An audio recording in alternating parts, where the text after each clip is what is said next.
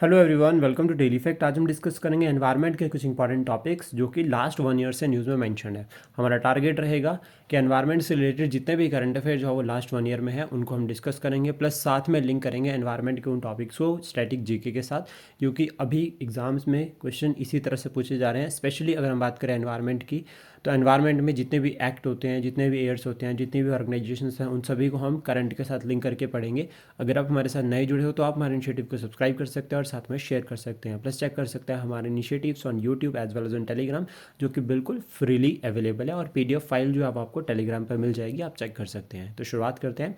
ये जो एनवायरनमेंट के करंट अफेयर हम डिस्कस कर रहे हैं उसकी फर्स्ट वीडियो रहेगी।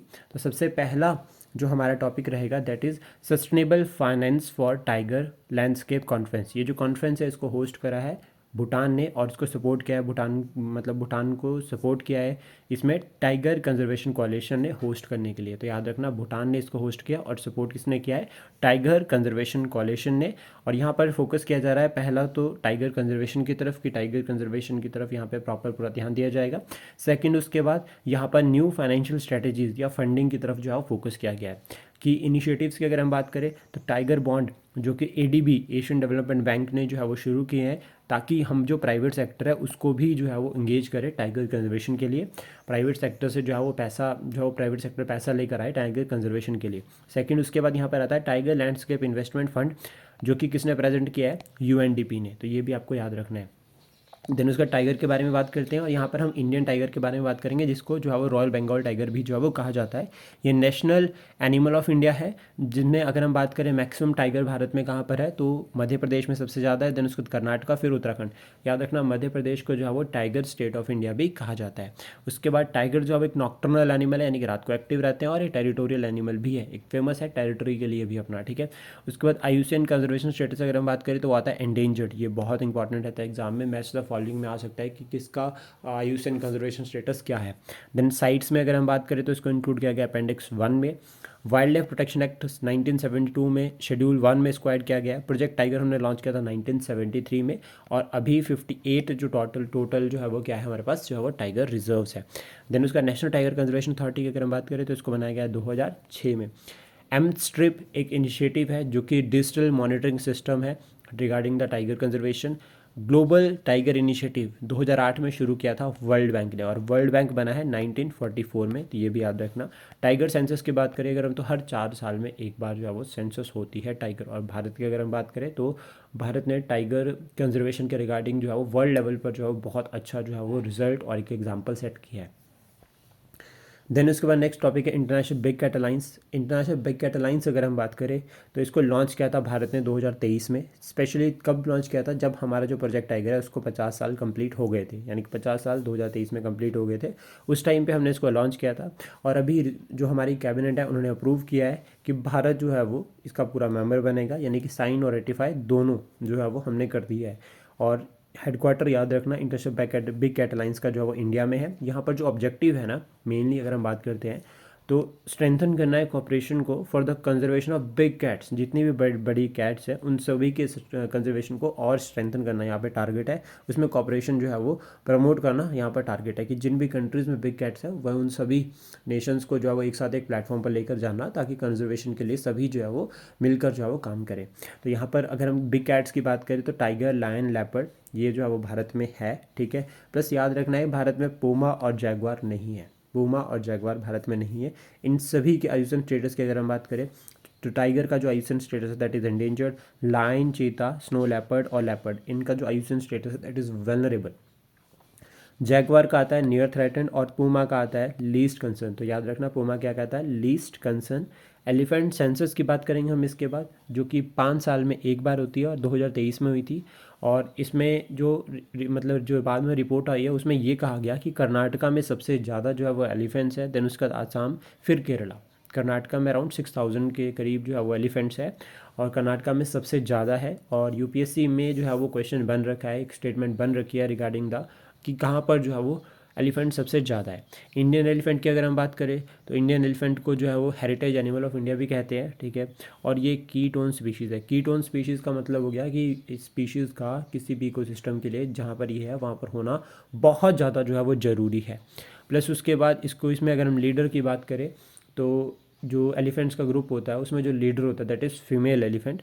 और प्रोजेक्ट एलिफेंट हमने लॉन्च किया था 1992 में। अब हम डिस्कस करेंगे कि एशियन एलिफेंट और अफ्रीकन एलिफेंट के बीच में डिफरेंस क्या है, प्लस साथ में आपको ये भी याद रखना है कि अगर प्रोजेक्ट एलिफेंट 1992 में लॉन्च किया था तो अभी टोटल 33 जो है वो एलिफेंट रिजर्व्स है। देन अब डिफरेंस डिस्कस करते हैं एशियन एलिफेंट और अफ्रीकन एलिफेंट के बीच में। तो जो एशियन एलिफेंट है उसका आईयूसीएन कंजर्वेशन स्टेटस जो है वो एंडेंजर्ड है। अफ्रीकन एलिफेंट में दो तरह के एलिफेंट आएंगे, एक तो सवाना आएगा जिसका एंडेंजर्ड है, और एक फॉरेस्ट एलिफेंट आएगा जिसका है क्रिटिकली एंडेंजर्ड। यहाँ पर याद रखना है कि जो एशियन एलिफेंट्स हैं वो छोटे होते हैं in comparison to size weight. उनका वेट जो है 3000 से लेकर 6000 केजी के बीच में रहेगा। और जो अफ्रीकन है उनका वेट जो है वो लार्जर होता है, जनरली 4000 से लेकर 8000 के बीच में, यानी कि अफ्रीकन जो एलिफेंट है वो बड़े होते हैं in comparison to Asian elephant. और एशियन एलिफेंट में जो है वो ट्विन डोम्ड हेड होता है, लेकिन अफ्रीकन में क्या होता है, सिंगल डोम्ड हेड होता है। तो ये भी हमें याद रखना है। देन उसके बाद नेक्स्ट है स्टेट ऑफ द रिहानो रिपोर्ट 2024। ये जो रिपोर्ट है इसको किसने रिलीज़ किया है, इंटरनेशनल रिहानो फाउंडेशन। और यहाँ पर फोकस किया गया है रिहानो कंजर्वेशन की तरफ। भारत में अगर हम बात करें या फिर अगर हम पूरे भारत में देखो, जो इंडियन रिहानो है वो वन हॉर्न रिहानो वो बहुत ज़्यादा फेमस है। काजीरंगा नेशनल पार्क जो है वो असम में जो है, अगर हम बात करें तो रिहानो के लिए बहुत ज़्यादा फेमस है। अफ्रीकन रिहानो के बारे में अगर हम बात करें तो सेकंड लार्जेस्ट मैमल है अर्थ के ऊपर। एग्रेसिव नेचर है उनका, ठीक है, 2 हॉर्न्स होते हैं इनके, और ये पुअर स्विमर्स होते हैं। याद रखना, स्टेटमेंट बनती है पेपर में। तो अफ्रीकन जो रिहानोज है वो पुअर स्विमर्स है।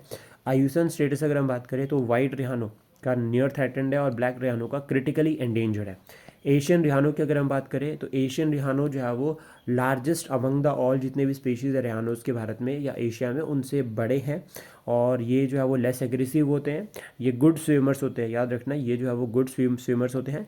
और हॉर्न की अगर हम बात करें तो इंडियन जो रिहानो है, ठीक है, वन हॉर्न रिहानो, उसमें मतलब उसमें वन हॉर्न होता है, और रेस्ट बाकी सभी के पास जो है 2 हॉर्न्स होते हैं। तो ये भी याद रखना। इंडियन रिहानो का जो आइसन स्टेटस है दैट इज़ वल्नरेबल, और सुमात्रन रिहानो का और जावियन रिहानो का वो क्रिटिकली एंडेंजर्ड में जो है वो इंक्लूड किया गया है। तो इंडियन रिहानो का क्या है, वल्नरेबल, उसको आरवी से भी हम याद कर सकते हैं।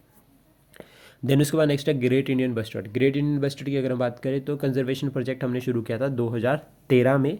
और यहाँ पे हैबिटेट की अगर हम बात करें तो राजस्थान गुजरात वाले रीजन में जो है वो ये मिलते हैं। और इनके लिए फेमस है एक जगह जिसका नाम है डेजर्ट नेशनल पार्क, जो कि ग्रेट इंडियन बस्टर्ड के लिए बहुत ज़्यादा फेमस है। उसका नलिया ग्रासलैंड भी जो है वो इनके लिए काफ़ी फेमस है। और आयुसन स्टेटस अगर हम बात करें तो दैट इज़ क्रिटिकली एंडेंजर्ड। याद रखना, क्रिटिकली एंडेंजर्ड जो है वो इनका आयुसन स्टेटस है। ये एक ओमनिवोरस स्पीशीज़ है और ये ग्रासलैंड वाले रीजन में जो है वो डोमिनेट करती है। इसके बाद एक और यहाँ पर ऐसी इसी तरह की स्पीशीज आती है जिसका नाम है लेसर फ्लोरिकन। इसका जो आयुसन स्टेटस है दैट इज़ क्रिटिकली एंडेंजर्ड। तो याद रखना इसका आयुसन स्टेटस क्या है, क्रिटिकली एंडेंजर्ड। देन उसके बाद नेक्स्ट आता है प्रोजेक्ट क्रोकोडाइल। देखो हमने बात करी प्रोजेक्ट टाइगर की, ठीक है, हम जो कि 1973 में जो है वो शुरू किया था। फिर हमने बात करी है प्रोजेक्ट एलिफेंट की, जो कि 1992 में शुरू किया था। अब हमें याद रखना है 1975 में प्रोजेक्ट क्रोकोडाइल भी जो है वो शुरू किया गया था। प्रोजेक्ट क्रोकोडाइल कब शुरू किया गया था, 1975 में। और इसको कहाँ से लॉन्च किया गया है, Bhitarkanika park. Bhitarkanika national park भी है जो कि उड़ीसा में है, यहाँ से इसको शुरू किया गया था। और इसको असिस्ट कौन करता है, यूएनडीपी और FAO, food and agriculture organisation. इसमें हैबिटेट अगर हम बात करें कि प्रोजेक्ट क्रोकोडाइल या क्रोकोडाइल की हैबिटेट यहाँ रहती है, तो ये सॉल्ट वाटर में भी मिलते हैं, fresh water, marine water, lakes और रिवर्स में भी मिलते हैं। और ये एक नॉक्टर्नल एनिमल है, ये भी हमें याद रखना है। और घड़ियाल बहुत फेमस है, ठीक है, जो कि फ्रेश वाटर स्पीशीज चंबल जो रिवर है उसमें मिलेगा। और चंबल किसकी ट्रिब्यूटरी है ये आप कमेंट बॉक्स में बता सकते हैं। ये मतलब ये फिशेज़ को खाते हैं। और इनका जो आइसन स्टेटस है that is critically endangered. Plus sites में अगर हम बात करें तो इसको अपेंडिक्स 1 में जो है वो इंक्लूड किया गया है। भितरकनिका नेशनल पार्क की अगर हम बात करें तो एक रामसर साइट है, और टोटल रामसर साइट्स भारत में 89 है अभी। सबसे ज़्यादा जो है वो तमिलनाडु में है। देन उसके बाद जो हमें याद रखना है दैट इज़ इन उत्तर प्रदेश। और भितरकनिका कहाँ पर है, उड़ीसा में। ये सेकंड लार्जेस्ट मैंग्रोव रिजर्व यहाँ पर मिलेंगे आफ्टर सुंदरवन में सबसे ज़्यादा मिलते हैं। देन उसके बाद जो है वो भितरकनिका, जहाँ पर ये मैंग्रोव या जहाँ पर ये नेशनल पार्क है ना, वहाँ पर 3 इंपॉर्टेंट नदियाँ आती है। तो 2 का नाम हमें याद रखना है, एक छोटी नदी है उसको हम छोड़ सकते हैं, ब्रह्मणी और बैतरणी। तो ये जो है वो हमें नदियों के नाम याद रखने हैं। और प्लस एक पॉइंट और याद रखना है कि ये जो हमारे यहाँ पर अगर हम बात करें कि जो घड़ियाल है, ठीक है, ये फ्रेश वाटर स्पीशीज़ है। लेकिन जो भितरकनिका नेशनल पार्क है यहाँ पर जो आपको क्रोकोडाइल देखने को मिलेंगे ना, उनकी जो हैबिटेट है वो सॉल्ट वाटर क्रोकोडाइल भी है। तो याद रखना भितरकनिका में सॉल्ट वाटर क्रोकोडाइल हमें देखने को मिलेंगे। तो भारत में दोनों ही तरह के क्रोकोडाइल जो पाए जाते हैं, एक फ्रेश वाटर और दूसरा सॉल्ट वाटर। उसके बाद नेक्स्ट है वर्ल्ड नेटवर्क ऑफ बायोस्फीयर।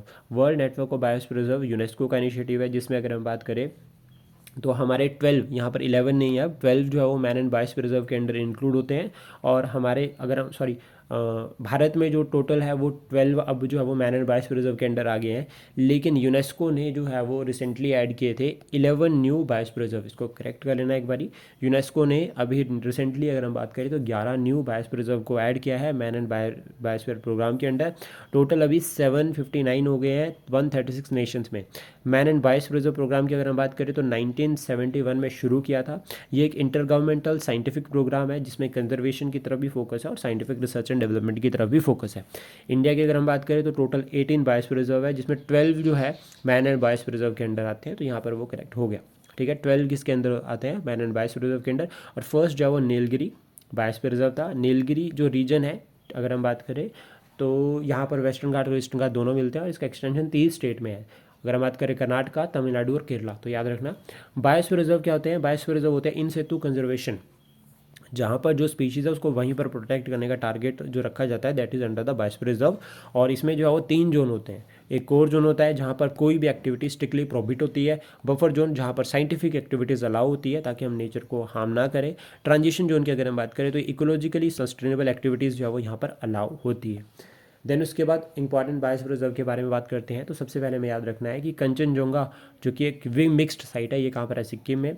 मानस की अगर हम बात करें तो आसाम में है। डिब्रू सैखोवा की अगर हम बात करें तो ये भी आसाम में है। दिबांग की अगर हम बात करें तो वो अरुणाचल प्रदेश में है। नोकरे की अगर हम बात करें तो इट इज़ इन मेघालय। सुंदरबन की अगर हम बात करें तो वो वेस्ट बंगाल में है। सिमलीपाल की अगर हम बात करें तो इट इज़ इन उड़ीसा। शेषमाचलम की अगर हम बात करें तो वो आंध्र प्रदेश में है। Great Nicobar island, gulf of Mannar, Tamil Nadu. It is famous for dugong conservation. और प्रोजेक्ट डुगोंग कब लॉन्च किया था ये आप कमेंट बॉक्स में बता सकते हैं। अगस्त मलाई अगर हम बात करें तो केरला में है। नीलगिरी तो तमिलनाडु, केरला और कर्नाटका जो हमने अभी डिस्कस किया। अचनाकमर अमरकंटक छत्तीसगढ़ में है, याद रखना ये जो ये वाला रीजन है, सॉरी। देन उसके बाद आता है पचमरी जो कि मध्य प्रदेश में है, ठीक है, जो आपको याद करके रखना है। प्लस उसके बाद आता है पन्ना, ये भी मध्य प्रदेश में है। कच्छ की अगर हम बात करें तो गुजरात वाले रीजन में। और नंदा देवी अगर हम बात करें तो उत्तराखंड। और कोल्ड डेजर्ट की बात करें हम that is in Himachal Pradesh और extension into the Ladakh. Then उसके बाद इको सेंसिटिव एरियाज़ के बारे में बात करेंगे। इको सेंसिटिव एरियाज़ ऐसे जोन होते हैं जहाँ पर स्पेशल अटेंशन चाहिए कंजर्वेशन के लिए, बिकॉज क्योंकि वहाँ की जो लैंडस्केप, बायोडाइवर्सिटी और जो हिस्टोरिकल और जो नेचुरल वैल्यूज़ है वो हमारे लिए बहुत ज़्यादा इंपॉर्टेंट है। तो ऐसा जोन जिसमें जो है वो हमें स्पेशल अटेंशन जो है वो चाहिए कंजर्वेशन के लिए, that is eco sensitive zone. और as per the national environmental policy 2006 जो आपका ये area notified in the eco environmental protection act 1986, एक तो ये पॉइंट हो गया कि जो इको सेंसिटिव एरिया वो किसके अंडर नोटिफाई होगा, एनवायरमेंटल प्रोटेक्शन एक्ट 1986 में। प्लस यहाँ पर ये कहा जा रहा है कि एक शॉक ऑब्जर्वर की तरह काम करता है या फिर ट्रांजिशन जोन की तरह काम करता है। और यहाँ पर जो है वो मतलब नेचर रेगुलेटरी नॉट प्रोहिबिटेड, मतलब कि जो एक्टिविटीज़ है, ठीक है, वो रेगुलेट इतना नहीं होता, ऐसा नहीं होता कि यहाँ पे इको फ्रेंडली एक्टिविटीज़ यहाँ पर होगी, ठीक है, बट लेकिन नेचर को हार्म नहीं करना, यहाँ पर टारगेट दिया जाता है। तो फिर एनजीटी क्या करता है यहाँ पर कि अगर कोई भी ऐसा इको सेंसिटिव जोन है वहाँ पर अगर कोई इलीगल एक्टिविटी होती है तो उसके रिगार्डिंग फिर एनजीटी जो है वो स्ट्रिक्टली एक्शन लेता है। वेस्टर्न घाट की अगर हम बात करें जो कि इको सेंसिटिव एरिया में इंक्लूड किए जाते हैं, तो वेस्टर्न घाट की अगर हम बात करें तो एक्सटेंशन तमिलनाडु से लेकर गुजरात तक है, जिनको ब्लॉक माउंटेन्स कहा जाता है। पासिस की अगर हम बात करें तो पलगढ़, थलगढ़, बोरघाट, ये 3 इंपॉर्टेंट पासिस है जो कि वेस्टर्न घाट में है। हाईएस्ट पीक की अगर हम बात करें तो अनाईमुडी यहाँ पर है। एलिवेशन की अगर हम बात करें तो नॉर्थ टू साउथ, ठीक है, इंक्रीज होती है, याद रखना। एलिवेशन अगर हम जैसे नॉर्थ से साउथ की तरफ चलते हैं तो इंक्रीज होती है। तो यहाँ पर हाईएस्ट पीक आती है अनाईमुडी। देन उसके बाद यहाँ पर 4 मेजर टाइप ऑफ फॉरेस्ट मिलते हैं, जिसमें हम अगर बात करें evergreen, semi evergreen, moist deciduous और deciduous. Evergreen, semi evergreen, moist deciduous और ड्राई डेसिडियस। रीजनल नेम्स की अगर हम बात करें तो सह्याद्री कहा जाता है महाराष्ट्र में, नीलगिरी कहा जाता है तमिलनाडु और कर्नाटका में, अनाईमलई कहा जाता है केरला तमिलनाडु में, और कैडमम हिल्स भी कहाँ पर कहा जाता है, केरला और तमिलनाडु। याद रखना कैडमम हिल्स जो है वेस्टर्न घाट का पार्ट है और it is in Tamil Nadu. Then उसका UNESCO world heritage site declare किया गया 2012 में वेस्टर्न घाट को। वेस्टर्न घाट में एंडेमिक स्पीशीज़ नीलगिरी ताहिर भी पाया जाता है, जिसके नाम पे अगर हम बात करें तो नीलगिरी हिल्स भी है। वेस्टर्न घाट को बायोडाइवर्सिटी हॉटस्पॉट भी जो है वो कहा जाता है, ठीक है। वेस्टर्न घाट जो है वो one of the 4 biodiversity hotspot भी है। टोटल भारत में 4 है। 3 कौन कौन से हैं वो आप कमेंट बॉक्स में बता सकते हैं। वेस्टर्न घाट कौन कौन से थ्रेट्स फेस कर रहा है, तो सबसे पहले rapid urbanisation, deforestation, floods and landslides, जिसका एग्जांपल हमारे पास केरला में जो फ्लड्स हो रखे हैं उनको भी हम ऐड कर सकते हैं। इलीगल एक्टिविटीज़ और क्लाइमेट चेंज। अब देखो यहाँ पर एक बात समझना है कि अगर आपके पास रेपिड अर्बनाइजेशन, तो देन आप यहाँ पर as an practical example add करो। मेंस में अगर आप लिख रहे हो तो आप सिंपल इसमें प्रैक्टिकल एग्जांपल ऐड करके चलो, तो मेंस की प्रिपरेशन भी साथ में हो जाएगी। फिर कमेटीज़ की अगर हम बात करें जो कि वेस्टर्न घाट से लिंक करती है, तो सबसे पहला था Sanjay Kumar committee on eco sensitive areas. उसके बाद माधव गडगिल कमेटी 2011 में कमेटी आई थी, उन्होंने रेकमेंड किया था कि वेस्टर्न घाट को जो है वो इको सेंसिटिव जोन डिक्लेयर कर देना चाहिए और रिगरस कंजर्वेशन जो है वो मेथड्स को फॉलो करना चाहिए। उन्होंने कहा था कि एक डेडिकेटेड रेगुलेटरी अथॉरिटी होनी चाहिए। देन उसके बाद आता है कस्तूरी रंजन कमेटी। कस्तूरी रंजन कमेटी की अगर हम बात करें तो उसको 2012 में बनाया गया था। इन्होंने कहा था कि एक मॉडरेट अप्रोच फॉलो करने की जरूरत है, जिसमें कहा था कि 37% जो है वो एरिया, उसको इको सेंसिटिव एरिया जो है वो डिक्लेयर कर देना चाहिए। प्लस साथ में एम्फोसाइज करना चाहिए कि हमें एक बैलेंस्ड अप्रोच को लेकर चलना है, ताकि कंजर्वेशन और डेवलपमेंट दोनों जो है वो एक साथ चले। वेस्टर्न घाट की एक्सटेंशन गुजरात से लेकर तमिलनाडु। हमें याद रखना है कि जो ये वाला रीजन है इसको कोंकण कहता है, ऊपर वाला रीजन, और इसको कहते हैं मालाबार रीजन। और जो ईस्टर्न घाट वाला ये वाला जो रीजन है इसको कहते हैं कोरोमंडल रीजन। देन इसका नेक्स्ट है environmental platform on biodiversity and ecosystem services, ठीक है। इनको जो है वो ब्लू प्लैनेट प्राइज़ मिला है 2024 के लिए, और किसने दिया है, जापान बेस्ड आयशी ग्लास फाउंडेशन ने। इसको एस्टेब्लिश किया गया 2012 में इन पनामा सिटी। ये यूनाइटेड नेशन का ऑर्गेनाइजेशन नहीं है। सेक्रेटरी अगर हम बात करें तो बॉन जर्मनी में है, और इसमें 145 मेंबर्स है और भारत इसका मेंबर है। पीपल्स बायोडाइवर्सिटी रजिस्टर की अगर हम बात करें तो केरला ने रिसेंटली अपडेट किया है। जो ये बायोडाइवर्सिटी रजिस्टर है पीपल, इसको जो है वो रजिस्टर किया जाता है बायोलॉजिकल डाइवर्सिटी एक्ट 2002। तो ये एक्ट का ईयर बहुत इंपॉर्टेंट है, पूछा गया एग्जाम में, मैच द फॉलोइंग में। यहाँ पर जो ऑब्जेक्टिव रहता है कि जो ट्रेडिशनल नॉलेज है रिगार्डिंग द फॉरेस्ट, ठीक है, या बायो रिसोर्सेज, उनको कंजर्व करके रखना। ट्रेडिशनल नॉलेज मतलब जैसे हमारे बुजुर्ग होते थे, उनके पास, उनको पता था कि ये जो पेड़ है इसकी जो जड़ें हैं वो फीवर के लिए या फिर एलर्जी के लिए बहुत अच्छी है। तो इस तरह की नॉलेज को कलेक्ट करके रखना जो है वो यहाँ पर जो टारगेट किया गया है। प्लस यहाँ पर फिर हम देखते हैं कि लोगों का पार्टिसिपेशन भी जो है वो इंक्रीज़ होता है कंजर्वेशन में, और सस्टेनेबल रिसोर्स मैनेजमेंट भी यहाँ पर प्रमोट होती है। आई होप जो कंटेंट हमने डिस्कस किया ये आपको एग्जाम के लिए हेल्प करेगा। Thank you, please support, share and subscribe daily fact.